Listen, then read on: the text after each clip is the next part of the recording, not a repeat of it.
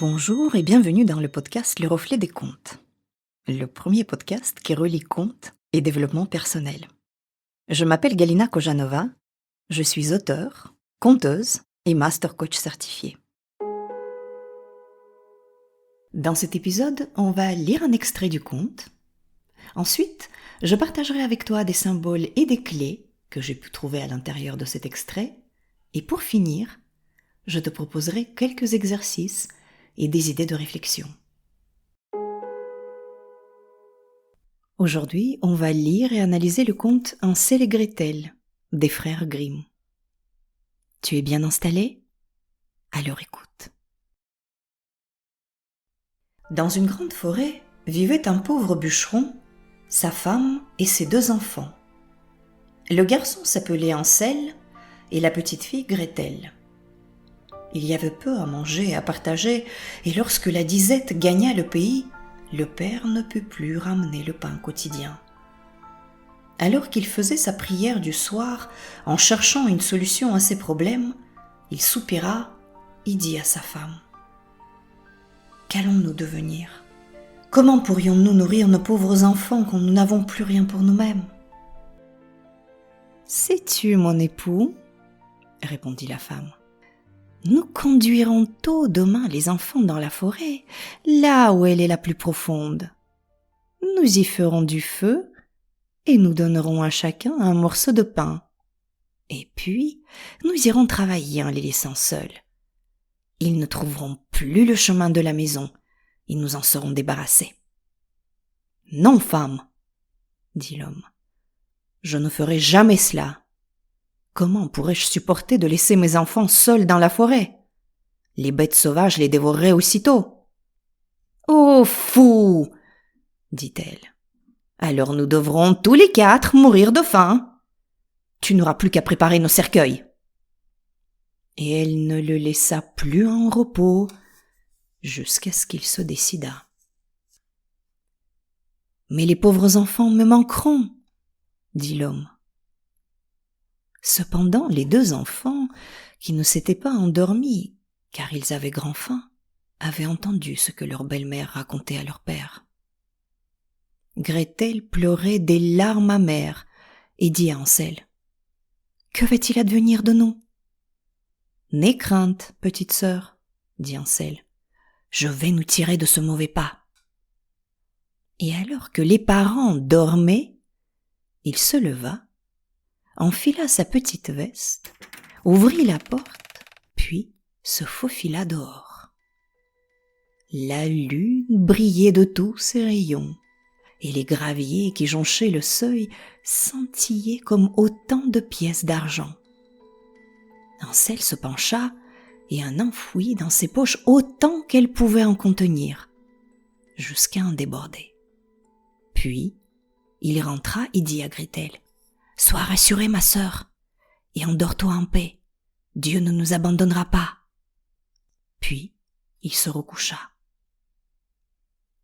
Lorsque le jour pointa, la femme vint réveiller les enfants. « Levez-vous, paresseux, nous devons aller en forêt chercher du bois. » Puis, elle leur donna à chacun un morceau de pain et ajouta : « Voici votre repas de midi, mais ne le mangez pas avant, hein, car vous n'aurez plus rien ensuite. » Gretel prit le pain dans sa blouse, car Hansel avait les cailloux dans ses poches. Puis, ils se mirent en route pour la forêt. Sur le chemin, Hansel laissait chaque fois tomber un caillou blanc de sa poche. Lorsqu'ils furent arrivés au milieu de la forêt, le père dit : « Allez, enfants, ramassez du bois. Je vais faire un feu pour que vous n'ayez pas froid. » Hansel et Gretel rapportèrent quelques fagots, de quoi faire un joli tas. On mit le feu au tas, et quand les flammes s'élevèrent, la femme déclara : « Mettez-vous près du feu et reposez-vous. Nous allons dans la forêt couper du bois. Lorsque nous en aurons fini, nous reviendrons vous chercher. » Hansel et Gretel s'assirent près du feu, et lorsque midi fut venu, ils mangèrent chacun un petit morceau de pain, et parce qu'ils entendaient des coups de la cognée, ils pensaient que leur père était proche. Mais ce n'était pas la cognée, C'était une branche que le bûcheron avait attachée à un arbre mort et que le vent balançait de ci, de là. Comme ils étaient assis depuis un long moment, la fatigue les prit et ils s'endormirent. Lorsqu'ils s'éveillèrent, l'après-midi était déjà bien avancé. Gretel se mit à pleurer et dit « Comment allons-nous sortir du bois maintenant ?» Hansel la consola. « Attendons que la lune se lève.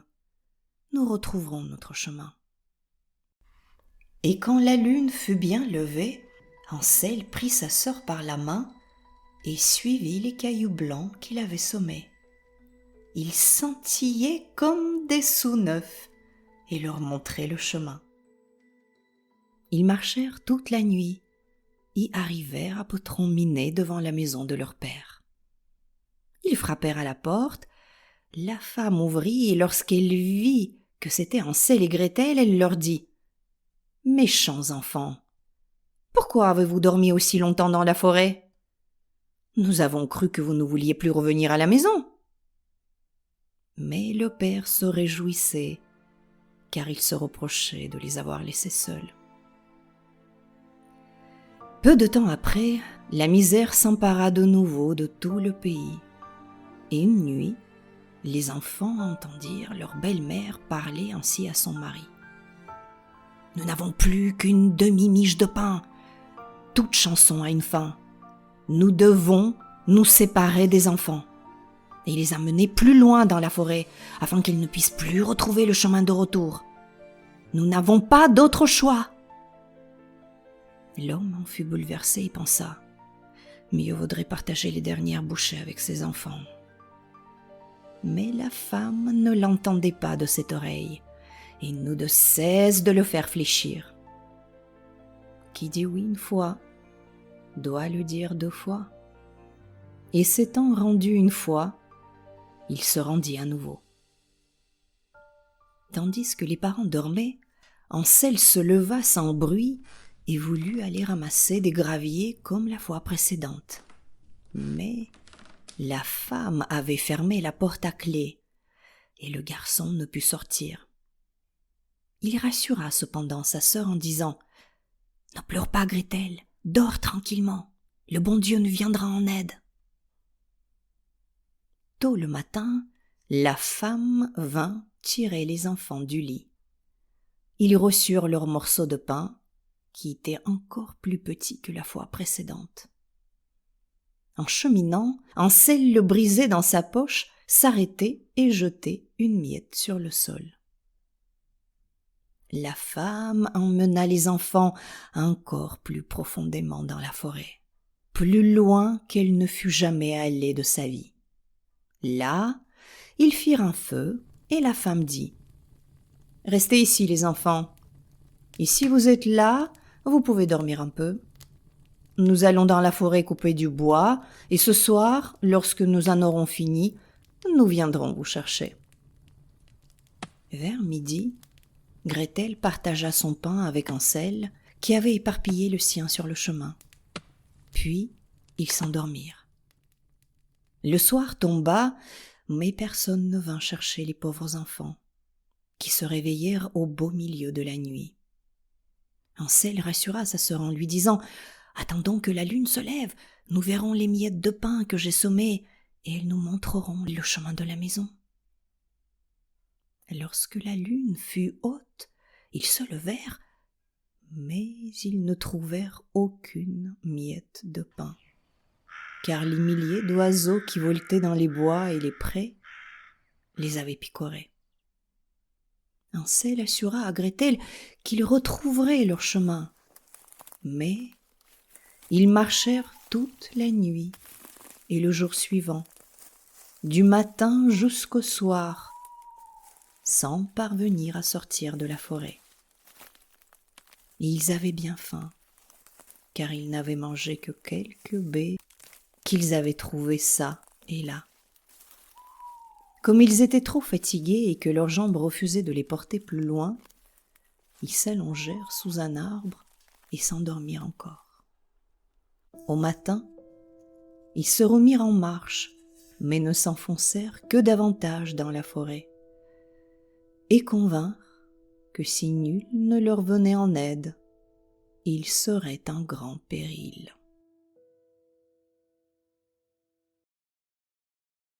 Voilà, je propose qu'on s'arrête là pour aujourd'hui et qu'on analyse ce qu'on vient de lire. C'est un conte qui m'avait toujours surpris par son côté presque cruel. Et je ne suis pas la seule d'ailleurs. J'ai très souvent entendu ce type de remarques. Ces pauvres enfants abandonnés par leurs parents dans une forêt, c'est évidemment très cruel. Enfin, c'est toujours la marâtre d'ailleurs qui influence le père, et le père qui cède, comme souvent dans les contes de fées. Rappelle-toi Cendrillon par exemple. Et pourtant, tu as dû remarquer que les enfants ne sont jamais vraiment choqués par les contes comme celui-ci. C'est justement quand on grandit qu'on commence à raisonner, à juger, et c'est normal, et comparer ce qu'on est en train de lire avec nos valeurs et nos croyances. Et donc on est facilement choqué, évidemment. Mais le conte fait exprès de choisir des images et des scènes comme ça, parce que ton subconscient a besoin de ce langage-là. Que nous dit ce conte ? Mais il nous dit que pour grandir, pour évoluer, il faut passer par la séparation. La séparation quelle qu'elle soit. Laisser partir une ancienne expérience, sortir d'une situation qui ne nous permet plus d'évoluer, grandir, dire adieu à son enfance, sortir dans le monde et s'assumer. Et tout ça est souvent très douloureux. Cette famille qui vit dans la misère, nous dit le conte, dans la famine. La belle-mère cherche par tous les moyens à se débarrasser des enfants. Et le père qui se plie donc à ses volontés. Qu'est-ce qui peut être plus sclérosant qu'une situation comme celle-là ? Et si on ne prend pas ce que dit le conte au pied de la lettre, mais plutôt comme une métaphore, voilà ce que ça donne. La misère et la famine représentent le manque de sentiments, le manque d'amour, ou peut-être le manque d'inspiration, ou de joie, ou même de challenge dans notre vie peut-être. La belle-mère, qui n'aime pas les enfants, c'est nous-mêmes qui avons peut-être peu de considération et d'amour pour nous-mêmes. Et le père, qui est quand même censé être une figure forte et agir en véritable père de famille responsable, symboliquement parlant, il représente notre libre arbitre. En fait, lui, il ne décide de rien dans cette famille. Il ne fait qu'obéir à sa femme. Cette voie de désamour et de jugement. Et la question fondamentale ici, c'est est-ce qu'on peut demeurer longtemps dans une situation comme celle-ci ? Mais la réponse est non. Quelque chose doit se passer. Quelque chose va se passer qui va pousser Hansel et Gretel en dehors de cette situation. Les enfants seront amenés dans la forêt et ils seront abandonnés. On verra dans le prochain épisode ce qui va leur arriver. Mais pour l'heure, je te propose un premier exercice. Je t'invite à te poser la question sur ta vie actuelle. Est-ce que tu vis une situation sclérosante en ce moment ? Tu sais, une situation qui t'empêche d'évoluer, un boulet. Et tu sais au fond de toi que si tu continues d'y rester, tu ne décolleras pas. Tu n'évolueras pas. Peut-être une relation de couple qui doit se terminer, un travail qui ne te fait plus évoluer et dans lequel tu ne te sens plus à ta place, une amitié qui te draine de ton énergie, une relation étouffante où tu ne peux plus t'exprimer.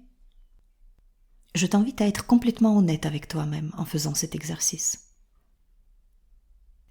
Revenons au conte. La marâtre va donc tout mettre en œuvre pour se débarrasser des enfants. Mais c'est la vie, en fait, qui nous force à partir, à quitter une situation sclérosante. Mais qu'est-ce que c'est dur de partir ? Même si c'est la misère, même si c'est la famine, même si c'est le manque d'amour, c'est quand même notre maison. Et on la connaît si bien. Pourquoi partir ? La maison représente ici, justement, une situation, une relation, un travail, tout ce que tu peux imaginer et tout ce dont on vient de parler un instant. Tout nous est si familier dans cette maison. Parfois, on préfère rester dans une situation que l'on sait néfaste plutôt que d'aller vers l'inconnu. Parce que ça demande beaucoup de courage de couper le cordon et de partir. le courage que Hansel et Gretel n'ont pas pour le moment. Alors ils vont tout faire pour retourner vers leur maison. Ils vont semer des petits cailloux et des petites miettes de pain, et tout ce que tu peux imaginer. Tu remarqueras qu'ils se font éclairer par la lumière de la lune, nous dit le conte. C'est un détail très intéressant, et je te propose qu'on s'arrête là quelques instants. Que signifie la lune ? La lune est un astre. Oui, mais sa lumière n'est pas sa lumière propre. La lune s'illumine parce qu'elle reflète la lumière qu'elle reçoit du soleil. C'est en fait une fausse lumière. C'est la lumière de notre imaginaire. La lune représente aussi cet univers de l'enfance, de la nostalgie de l'enfance. C'est aussi le monde de nos émotions. Et là, on est en plein dans les émotions, et dans la tristesse et dans la peur. La tristesse d'avoir été abandonné, la peur de ne pas retrouver son chemin. Si nul ne leur venait en aide, ils seraient en grand péril. Se dirent les enfants. Autrement dit, quand on se fait éclairer dans ses décisions par la lune, par nos émotions, on manque de clarté. Il y a donc très peu de chances pour que l'on prenne une vraie bonne décision. On décide en fonction de nos émotions, nos peurs, notre nostalgie, nos dépendances, etc. Et ça n'est pas comme ça que les meilleures décisions sont prises, évidemment. Je te propose un second exercice. Je t'invite à replonger dans tes souvenirs juste un instant. Est-ce que tu te souviens des situations où tu as pris une décision comme ça, éclairée par la lune, dans cet état où ton esprit était embrumé, embrouillé, une émotion qui te serrait le cœur, un goût un peu amer mais si familier, ce sentiment de fausse sécurité. On sait qu'on doit partir mais on reste. Une envie soudaine de revenir dans une relation qui, on le sait, ne nous fera pas du bien. Mais il y a un appel du connu. Le monde extérieur paraît si dangereux. On ne sait pas ce qu'on va trouver dehors. Alors que là, on sait à quoi s'attendre. Il y a même du bon dans nos souvenirs. Alors, on reste. Ou on a très envie de replonger. La même chose pour un travail, une amitié. On décide de rester par peur, par sécurité. Ou alors on choisit de faire un truc par pitié. Tout ça vient de la lune, symboliquement parlant. Si tu tiens un journal, je t'invite même à noter les décisions que tu as prises et qui étaient éclairées par la lune. Et qu'est-ce qui s'est passé après ? Tu trouveras la liste des questions pour te lancer dans les notes de cet épisode. Si tu as envie de partager avec moi tes réflexions ou tes questions, tu peux m'écrire à l'adresse email que tu trouveras aussi dans les notes de cet épisode. Il ne me reste plus qu'à te donner rendez-vous dans 15 jours pour la suite de ce conte. Si cet épisode t'a plu, n'hésite pas à le partager autour de toi. Merci d'avoir écouté ce podcast. Je crois que les contes peuvent nous aider à devenir les créateurs de notre vie. Créer son conte, sa vision, c'est une étape essentielle pour prendre sa vie en main. Dans ce podcast, j'aimerais t'offrir des outils pour écrire ton conte à toi, celui qui te permettra de créer ton avenir. Car si tu ne le fais pas, qui le fera ? À très vite pour un conte.